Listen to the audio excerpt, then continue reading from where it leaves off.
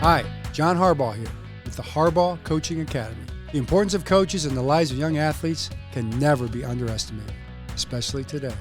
I hope you enjoy the valuable, practical insights in this interview with our expert coach. And be sure to subscribe wherever you get your podcasts. You know, that's a great place to start. Did you want your sons to follow in your footsteps? Did you actively think about raising them to be coaches? No, I never pushed any of them to be coaches.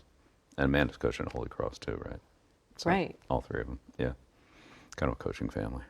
So when you think about that, the Harbaughs are a coaching family too. Mm-hmm. What is that a point of pride? Is there surprise that it worked out that way? Maybe a little bit, yeah. I'm just happy that they enjoy what they're doing, and that's the most important thing to me. So turned out to be coaching, but if it hadn't been, that would have been okay too. Okay, let's start then with your dad. His scouting methods. When you think about what he laid out as the key to scouting, how much does that impact the way that you game plan today? How many of those core principles still guide you? Well, I'd say the biggest thing from my dad was just he taught me how to watch football. When he scouted, there were no replays, there were no video boards, there was no anything. You got one look at the play, that was it. And you had to look at every play, so offense, defense, the kicking game, drawing up kickoff returns, drawing up pass patterns, drawing up blitzes, drawing up run blocking. You got one look at the play, and you had to be able to, put it down and transfer it to a scouting report format for the coaches, because it usually took at least a day and a half, if not 2 days, to actually get the film in from a Saturday game. Sunday was, not a great day for the mail and, film distribution. So a lot of times I didn't get the film till Monday, so those are 2 days that weren't productive if the scout didn't have good information from the game. So learn how to watch the game, getting one look at it. That was really probably as beneficial as anything he taught me, but just the work ethic and preparation and detail, those are all part of it too. When you say watch the game, when you think about young coaches who are just starting out or players who are coming to you fresh out of college, what do you tell them about what they should be watching, or what are the things that they often miss or that they don't pay enough attention to? Yeah, well, it just depends on the position and what you're coaching, but I think you just have to be focused on whatever the area is. It could be the offensive line, it could be the receivers, it could be, try to see the whole game. But whatever it is, you have to train your eyes to move based on certain keys at the start of each play that indicate what type of play it is and where the action is that you need to see.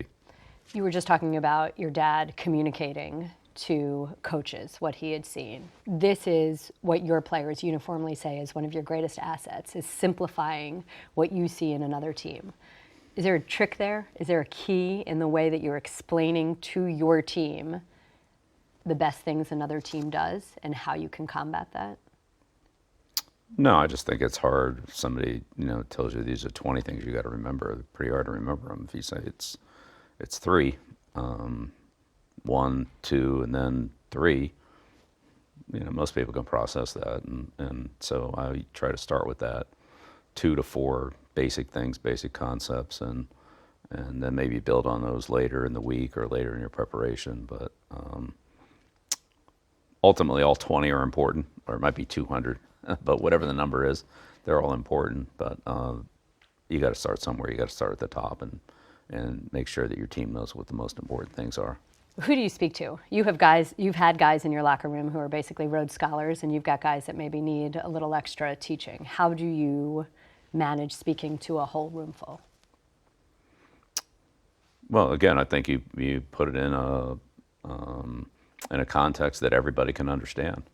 In the game of football, it's just hard when situations occur, especially at the end of the half, and third and fourth down situations come pretty quickly. You just don't have time to explain it to everybody. The quarterback or the defensive signal caller just can't sit around and have a meeting and tell the other 10 guys what to do. Like, they need to know what to do. They need to recognize the situation. So I think it's important that you do it in a way so that everybody understands it, not just rely on one person to tell everybody else. My understanding is that you start every week by telling your team about the history of the franchise you're about to face. Is that correct? Yeah, well, especially if the history is not particularly well known. Maybe it's a team that we don't play very often or something like that. But teams that we play twice a year, I don't think you have to, keep going over that. But yeah. Why? Why is that important to you? Well, let's start with, I don't really want our players walking into Lambeau Stadium in Green Bay and not really understanding what it is. In some cases, I think they might know more about the history of their team than their opponents do, or the home team. So I don't want them to feel like they're at a disadvantage, that they don't really know how the team's built, what it's about, what the philosophy is, what the structure of the team, or maybe it's the area, city like Pittsburgh or LA or Green Bay. Like, they have very kind of specific, I would say, lifestyle, style of play, and maybe even what you're going to see in the parking lot on the way into the stadium. So, it kind of starts with that, and then usually that philosophy from the ownership, and also from the overall way the team's put together and built, transcends down to other areas of the team. Maybe not specifically to a certain player, but from a big picture standpoint, like, just so we know what we're going up against. I always try to lay that out early. Do you personally like when a team espouses the personality of the city? If a team plays in I a don't really style, care how they play. We you just don't have to care. understand what it is and then try to beat it. What they do is up to them. I can't control that. Just want to try to understand what they're trying to do, and then what we need to do to combat their strengths, and then how we can take advantage of an opponent's weaknesses. Why history? You were an econ major, right? I was. But you're such a history buff. What is it about history? Well, I just have tremendous respect for the game. Football was here long before any of us were, and people that built those roads and paved them and repaved them and rebuilt them and expanded them. I have so much respect for those people, what they did and how much they accomplished, how difficult it was, and how, when this game started, everybody did it because they loved the game. They didn't do it for financial rewards or even necessarily a lot of recognition. That's all come later. Of course, the game's changed a lot. But I have tremendous amount of respect for what all those people did to build it. The owners, the coaches, the players, the two-way players, and players that made sacrifices in the Great Depression and World War II, even Vietnam War veterans and so forth that played the NFL. It was tough. They were tough, and they sacrificed a lot. And they've made the game great for us. And so I'm very appreciative of that, and always take time to recognize it. In your buildings, you always have to sacrifice ego or set your ego aside.